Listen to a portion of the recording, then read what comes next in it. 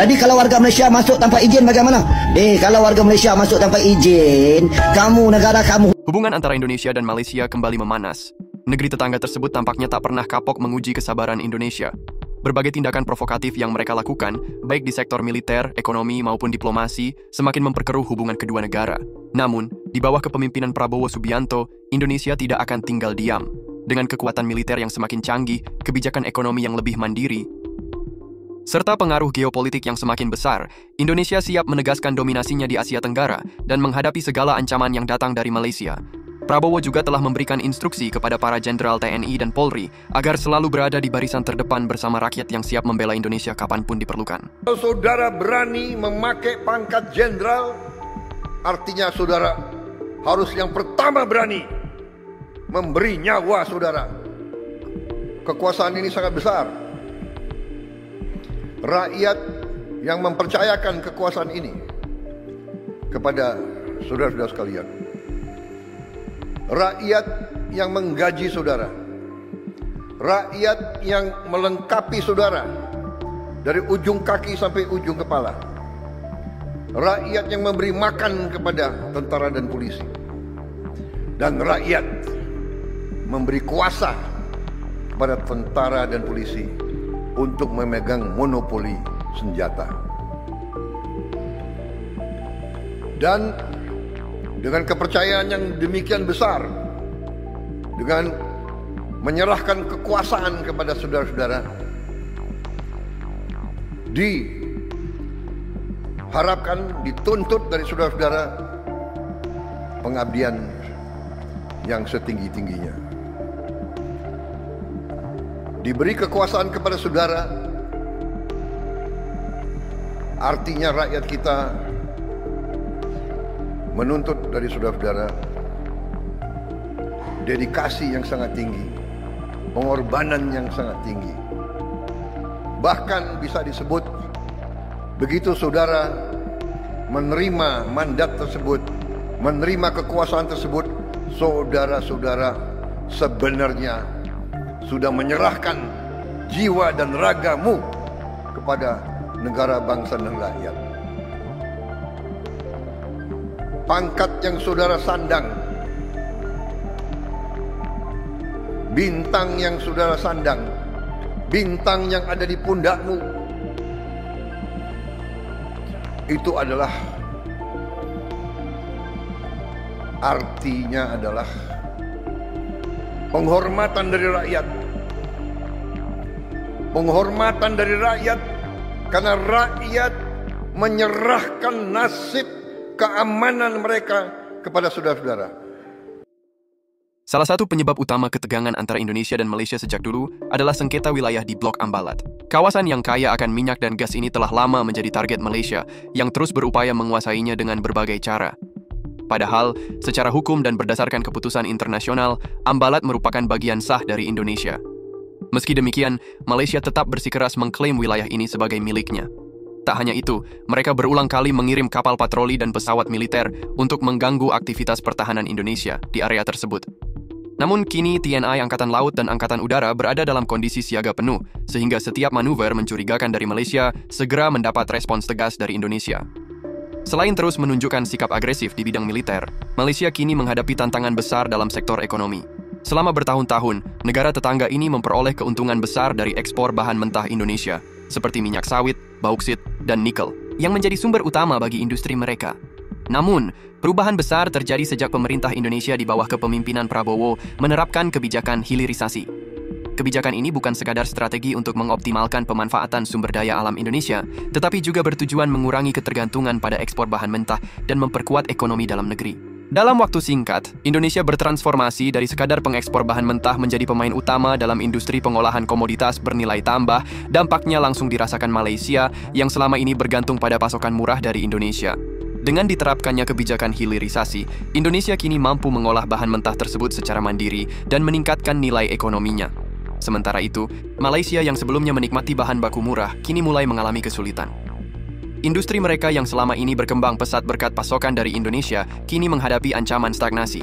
pabrik-pabrik di Malaysia terpaksa mencari sumber bahan baku lain yang lebih mahal dan kurang efisien, sehingga semakin terjepit dalam persaingan global. Kondisi ini memaksa Malaysia untuk menerima kenyataan bahwa mereka tak lagi bisa bergantung pada pasokan murah dari Indonesia dan harus menyesuaikan diri dengan perubahan besar di sektor ekonomi regional. Di sektor maritim, pelanggaran yang dilakukan Malaysia semakin meningkat. Kapal-kapal nelayan mereka dengan sengaja memasuki perairan Indonesia untuk melakukan pencurian ikan secara ilegal.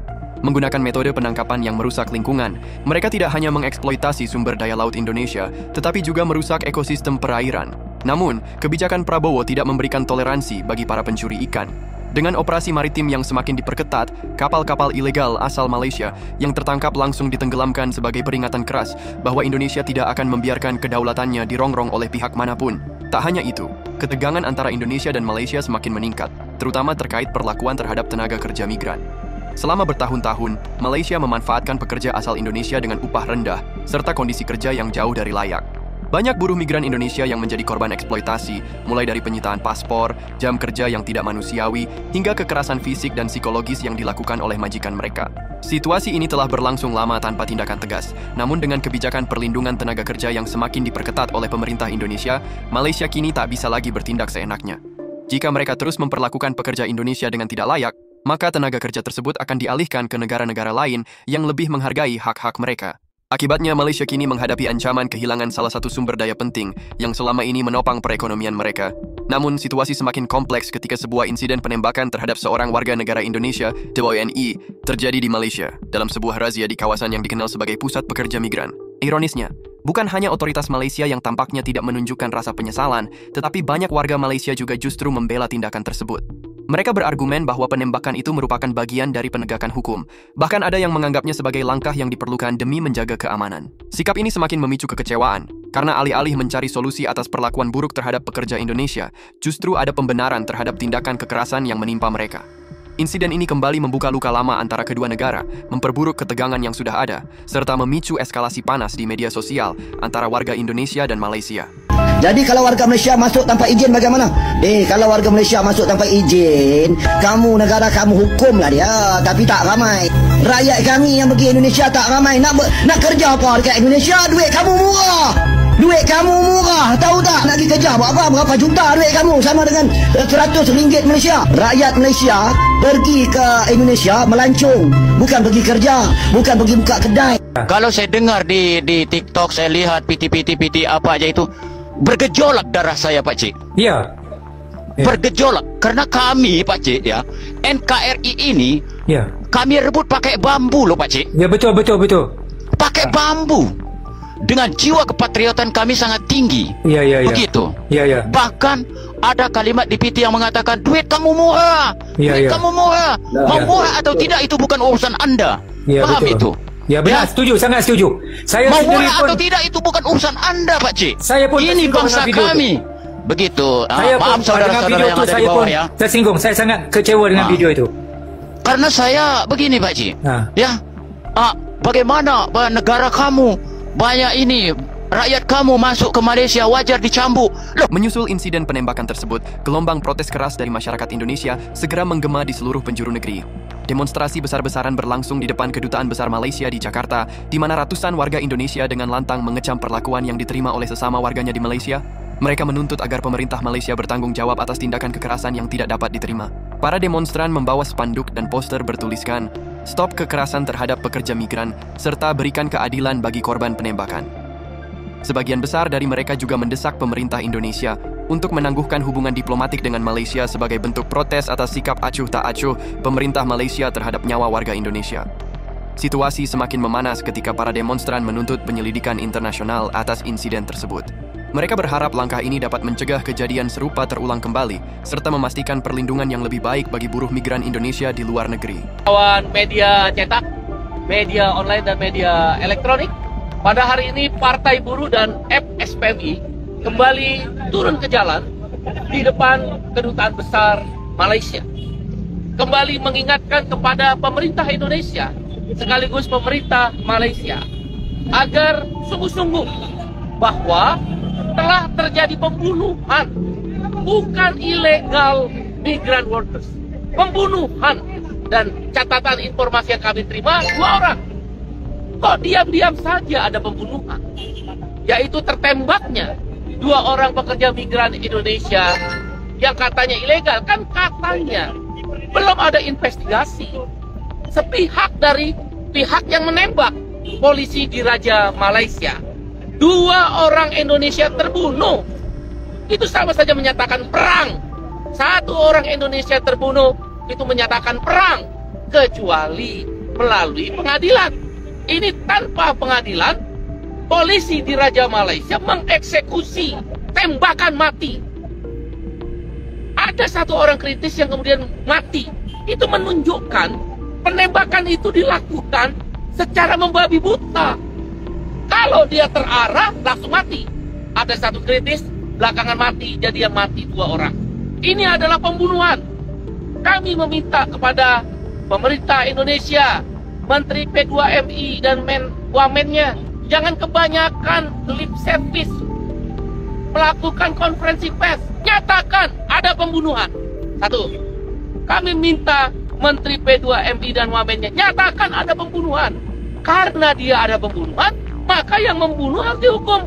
Siapa dia? Polisi di Raja Malaysia. Siapa yang menembak, siapa yang memerintahkan menembak, harus dipenjara seberat-beratnya. Tidak dapat disangkal, Malaysia yang selama ini dengan bangga menganggap dirinya sebagai kekuatan ekonomi di Asia Tenggara, kini mulai merasa terdesak melihat pesatnya perkembangan infrastruktur Indonesia. Di bawah kepemimpinan Presiden Joko Widodo, Indonesia telah meluncurkan berbagai proyek besar di sektor infrastruktur, menjadikannya semakin kompetitif di tingkat regional. Pembangunan yang terus digenjot, mulai dari jaringan transportasi, pembangkit listrik, hingga kawasan industri modern, telah mengubah Indonesia menjadi pusat pertumbuhan ekonomi baru di Asia Tenggara. Dampaknya, daya tarik Indonesia bagi investor global semakin meningkat, menggantikan posisi Malaysia yang sebelumnya dianggap sebagai tujuan utama investasi. Sementara itu, Malaysia justru menghadapi stagnasi ekonomi yang semakin mengkhawatirkan, sesuatu yang bahkan telah disoroti oleh parlemen mereka sendiri. Malu besarnya rakyat Malaysia. Ya, yang sekarang ini kita ni dijadi bahan ketawa oleh jiran kita, Indonesia yang dulu kita pandang remeh, kita pandang rendah, ya, sebagai negara pembekal buruh kasar, pembantu rumah, ya, masyarakat yang kurang maju, kita lah yang paling maju di kalangan rumpun Melayu dan sebagainya. Tetapi sekarang ini kita malu. Kedudukan laut, udara dan sebagainya di Asia Tenggara kita berada di tempat yang paling bawah. Vietnam jauh ke hadapan, Indonesia nombor 1, kita sekarang ke bawah. Gojek hanya untuk orang miskin seperti di Jakarta, di Thailand, di India, di Kamboja, Gojek boleh pergi.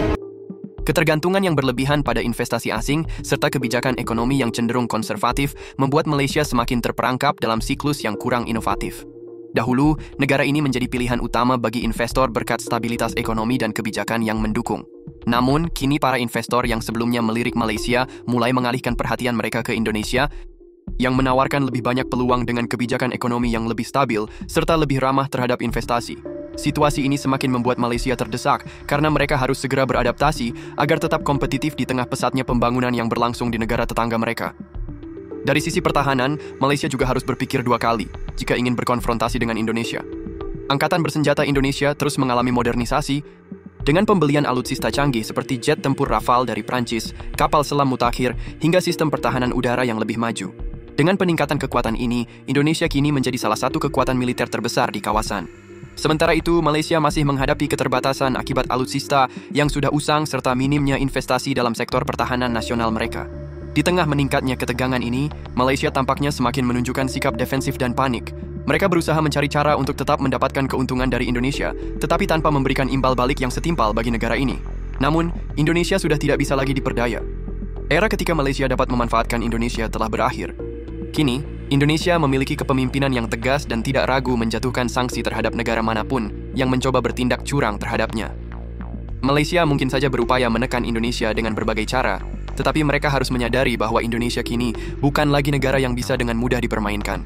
Dengan ekonomi yang terus berkembang, ketahanan nasional yang semakin kuat, serta peran strategis dalam geopolitik global, Indonesia kini berada di posisi yang jauh lebih unggul. Jika Malaysia terus bermain api, mereka hanya akan menghancurkan diri mereka sendiri. Indonesia kini semakin gencar memperkuat kekuatan maritimnya. Sebagai negara kepulauan terbesar di dunia, Indonesia menyadari bahwa kekuatan laut adalah elemen kunci dalam menjaga kedaulatan serta stabilitas ekonomi. Dengan penguatan armada kapal perang, pembangunan pelabuhan strategis, serta kerja sama pertahanan dengan berbagai negara besar, Indonesia semakin siap menghadapi berbagai tantangan di perairan. Jika Malaysia masih ingin bermain curang dan menantang Indonesia, mereka harus bersiap menghadapi konsekuensi yang tidak menyenangkan. Indonesia bukan lagi negara yang diam saat dihina, bukan pula bangsa yang pasrah ketika hak-haknya dirampas. Kini, Indonesia berdiri tegak dengan kekuatan yang tidak bisa dipandang sebelah mata, siap menghadapi siapapun yang berani mengusik stabilitas serta kepentingan nasionalnya. Sejatinya, Indonesia dan Malaysia bisa hidup berdampingan dalam kedamaian. Namun, jika Malaysia terus menunjukkan sikap provokatif dan tidak menghormati kedaulatan Indonesia, maka mereka tidak bisa menyalahkan jika Indonesia mengambil tindakan lebih tegas. Prabowo telah berkomitmen untuk menjaga martabat bangsa ini, dan jika Malaysia terus mencari gara-gara, mereka akan menerima balasan yang setimpal. Rakyat Indonesia kini semakin bersatu dalam semangat nasionalisme. Mereka tidak akan tinggal diam jika tanah air diinjak-injak oleh pihak luar. Malaysia boleh terus mencoba menantang, tetapi mereka harus sadar bahwa Indonesia jauh lebih kuat dan siap berjuang demi mempertahankan kehormatannya. Indonesia telah bersabar terlalu lama. Kini saatnya membuktikan kepada dunia bahwa Nusantara adalah kekuatan besar yang tidak bisa diremehkan.